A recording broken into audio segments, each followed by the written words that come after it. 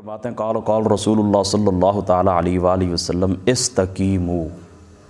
آقا علیہ الصلوۃ والسلام کی ذات اقدس نے ارشاد فرمایا کہ تم استقامت کے اوپر رہو، استقامت اختیار کرو، ولن تحصوا، اور تم ہرگز استقامت اختیار نہ کر سکو گے، وَاعْلَمُوا أَنَّ خَيْرَ أَعْمَالِكُمْ الصَّلَاةُ، وَاعْلَمُوا أَنَّ خَيْرَ أَعْمَالِكُمُ الصَّلَاةُ، اور تم جان لو کہ تم جتنے بھی اعمال سر انجام دیتے ہو ان میں سب سے بہتر کیا ہے؟ نماز ادا کرنا۔ وَلَا يُحَافِظُ عَلَى الْوُضُوءِ إِلَّا الْمُؤْمِنُ، اور الا مؤمن دونوں ٹھیک ہے۔ وَلَا يُحَافِظُ عَلَى الْوُضُوءِ إِلَّا مُؤْمِنٌ، رواہ مالک و احمد و ابن ماجہ اور ودارمی۔ یہ یعنی مشکوٰۃ شریف کی یہ جو روایت ہے نا، یہ موطا امام مالک کے اندر بھی موجود ہے، مسند احمد کے اندر بھی، ابن ماجہ شریف کے اندر بھی اور دارمی کے اندر بھی ہے۔ تو حضور علیہ الصلوۃ والسلام نے ارشاد فرمایا کہ استقامت اختیار کرو۔ اس استقامت سے کیا مراد ہے؟ یعنی عقیدے کے اندر، عقائد کے اندر بھی استقامت اختیار کرو، اعمال کے اندر بھی اور معاملات کے اندر بھی۔ عقائد کے باب میں مستقیم رہو، اعمال کے باب میں مستقیم رہو، معاملات کے باب میں مستقیم رہو، سیدھی راہ کے اوپر چلو، اللہ رسول کا جو دکھائے ہوا راستہ ہے اس سے ایک ذرے کے برابر بھی دائیں بائیں نہیں ہونا۔ لیکن انسانی جو طبیعتیں یہ کمزور ہیں، تو بالکل 100% اس راستے کے اوپر چلنا ممکن نہیں ہے۔ اس لیے اللہ تعالیٰ کی ذات اقدس نے یہ ترازو کے اندر جو نا، اللہ تعالیٰ کی ذات اقدس قیامت والے دن والوزن یومئذ الحق، ترازو کے اندر جو یہ اعمال تولے جائیں گے نا، تو اس کے اندر اللہ تعالیٰ نے قرآن کے اندر یہ قاعدہ واضح کر دیا کہ نیکیوں والا پلڑا اس کا باری ہوا نا، نیکیوں والا پلڑا تو وہ جنت کے اندر چلا جائے گا، اور برائیوں والا پلڑا باری ہوا تو دوزخ کے اندر چلا جائے گا۔ یعنی 100/100 پورا مستقیم رہنا اور چلنا اس راہ کے اوپر یہ مشکل ہے۔ اور یہ پورا حصہ ملا ہے ملا علی قاری صاحب رحمۃ اللہ تعالیٰ علیہ، آپ نے بھی لکھا ہے، اور حضرت محدث دہلوی صاحب آپ نے اشاعۃ اللمعات کے اندر بھی لکھا ہے کہ یہ پورا حصہ فقط ملا ہے انبیاء علیہ الصلوۃ والسلام کی ازوات مقدسہ کو، کہ وہ معصوم ہیں، وہ ازوات معصوم ہیں، تو ان کو اللہ تعالیٰ کی ذات اقدس نے رول ماڈل بنایا پوری دنیا کے لیے، لوگوں کے لیے۔ اللہ تعالیٰ کی ذات اقدس نے ان کو رول ماڈل بنایا ہے، ان کے اسوہ حسنہ کے اوپر ہمیں چلنے کا حکم دیا ہے، اور ان لوگوں نے لوگوں کو اپنی اتباع کی طرف بلایا ہے۔ لہٰذا 100% مستقیم رہنا یہ خاصہ ہے انبیاء علیہ الصلوۃ والسلام کا۔ اور ہم جو ہیں کمزور لوگ ہیں، ہم اپنے نفس کے غلام ہیں، ہم شیطان کے پیروکار ہیں، یعنی یہی ہمارے دو دشمن ہیں نا، ان النفس لامارۃ بالسوء، ہمارا نفس بھی دشمن ہے، اور دوسرا دشمن کون ہے؟ ان الشیطان للانسان عدو مبین۔ اسی نے کہا تھا نا، میں نے ان کو چھوڑنا نہیں ہے، اے پاک پروردگار میں نے ان کو چھوڑنا نہیں ہے، میں ان کے اوپر حملہ کروں گا، وعن ایمانہم، دائیں بائیں سے آؤں گا، آگے سے پیچھے سے آؤں گا، حملہ کروں گا ان کے اوپر۔ تو 100% چلنا ناممکن ہے، اس لیے آقا علیہ الصلوۃ والسلام نے پہلے فرما دیا کہ تم استقامت اختیار نہیں کر سکو گے۔ کہیں عقائد کے اندر انسان دائیں بائیں ہو جاتا ہے، غلو ہو جاتا ہے، اعمال کے اندر ہو جاتا ہے، معاملات کے اندر ہو جاتا ہے۔ تو حضور علیہ الصلوۃ والسلام کی ذات اقدس نے پھر 2 ایسی باتیں ہمیں بتا دی ہیں کہ جو استقامت کے انسان کو قریب کر دیتی ہیں، اور وہ استقامت کے آثار میں سے ہیں، وہ استقامت کی علامات میں سے ہیں۔ کیا؟ ایک نماز پابندی سے ادا کرنا، کیونکہ یہ تمام اعمال میں سے بہتر ہے کہ اس کے اندر رکوع بھی ہے، اس کے اندر سجدہ بھی ہے، مناجات بھی ہے، قیام بھی ہے، یعنی جو مختلف عبادات کی شکلیں ہیں ان کو اس نماز کے اندر جمع کر دیا گیا ہے۔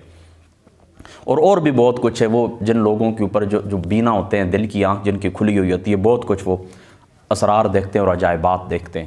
تو فرمایا تمہارے اعمال میں سے سب سے بہتر عمل کون سا ہے؟ نماز ہے، لہٰذا تم اس کے اوپر استقامت اختیار کرو، نماز پابندی سے ادا کرو، اور اپنے وضو کی حفاظت کرو، اپنے وضو کی حفاظت کرو۔ ظاہری سی بات ہے کہ وضو نماز کا مقدمہ ہے، اور وضو نماز کی چابی ہے، تو پہلے نماز کے متعلق فرمایا اور پھر وضو کے متعلق فرمایا۔ تو وضو کی بھی اس میں آپ کو مداومت کرنی چاہیے، یعنی ولا يحافظ علی الوضوء الا مؤمن، یہ مومن کی شان ہے کہ وہ اپنے وضو کی حفاظت کرتا ہے۔ اس کا کیا مطلب ہے وضو کی حفاظت کرنا؟ وضو کی حفاظت سے یہ مراد بھی ہے مواظبت کرنا وضو کے اوپر، یعنی ہمیشہ وضو کے اندر رہنا، اور وضو کی حفاظت سے یہ مراد بھی ہے کہ جب آپ نماز کے لیے کھڑے ہوتے ہیں نا تو ظاہری سی بات ہے اس کے لیے تو شرط ہر صورت کے اندر اس کے بغیر تو نماز ہوتی ہی نہیں ہے، یہ آگے آ جائے گی روایت دوسری بھی۔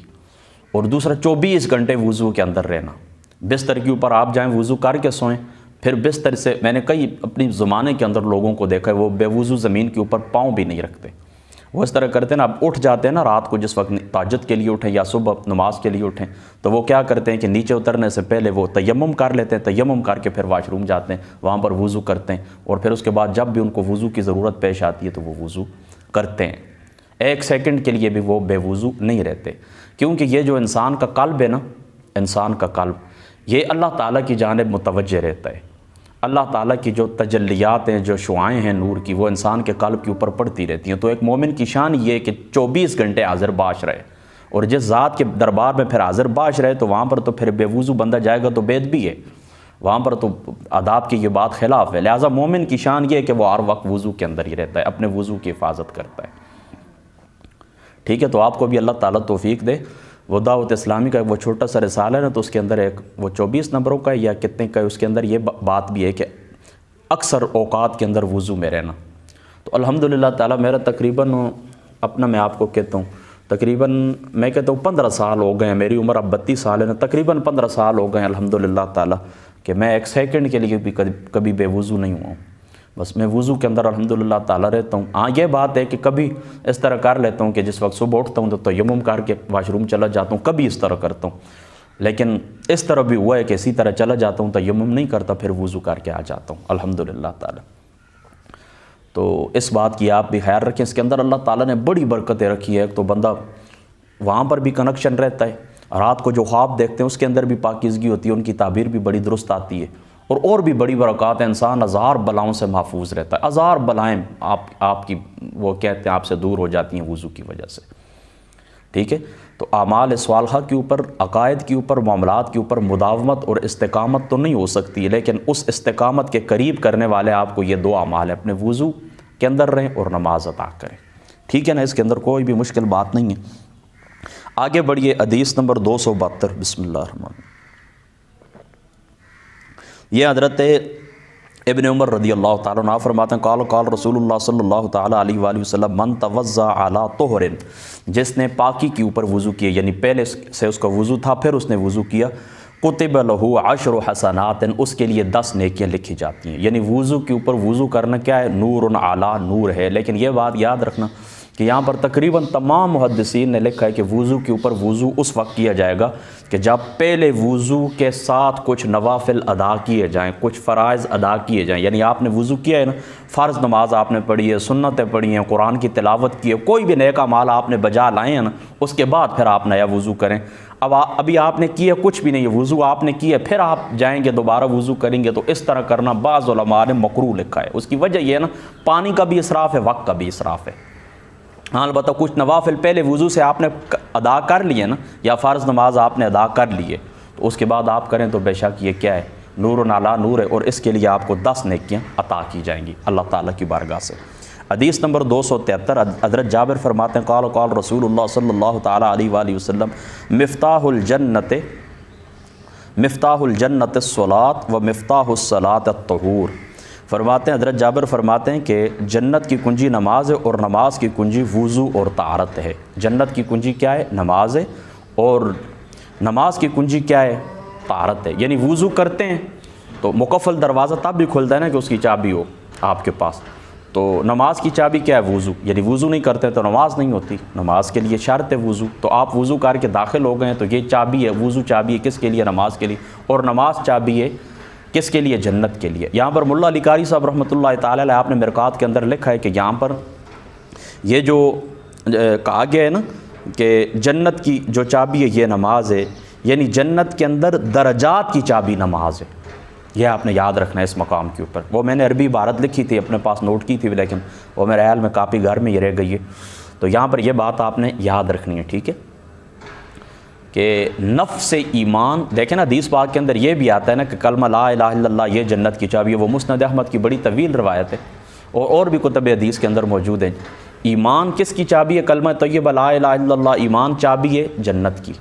یعنی نفس جنت کی چابی کیا ہے؟ ایمان ہے۔ ایمان نہ ہوگا تو ظاہری سی بات ہے کہ اللہ کی ذات اقدس کے اوپر ایمان ہی بندے کا نہیں ہے، وہ کیا نماز پڑھے گا، اور اگر پڑھے بھی تو پھر کس کام کی؟ یعنی اللہ تعالیٰ کی ذات اقدس یعنی ضروریات دینیہ کو وہ تسلیم ہی نہ کرے، ایمان ہی نہ لائے، ضروریات دینیہ کو تسلیم ہی نہ کرے، تو اس کے تو سارے اعمال کارت جائیں گے نا، حباب منصورہ ہو جائیں گے نا۔ تو ایمان کنجی ہے، یاد رکھیں جنت کی۔ پھر جنت کے اندر آپ داخل ہو جائیں نا، پھر یہ جو نماز آپ پڑھتے ہیں نا، تو یہ درجات کی کنجی ہے، یعنی ان نمازوں کی وجہ سے، نوافل کی وجہ سے، تہجد کی وجہ سے پھر بندہ درجے اس کے بلند ہوتے رہتے ہیں۔ ٹھیک ہے، سمجھ گئے نا، اس میں بھی کوئی مشکل بات نہیں۔ حدیث نمبر 274 آ گئی، حضرت شبیب ابن ابی روح، یہ تابعی ہیں۔ اچھا، ان کے بارے میں تھوڑی میں نے تحقیق کی ہے۔ بسم اللہ الرحمن الرحیم۔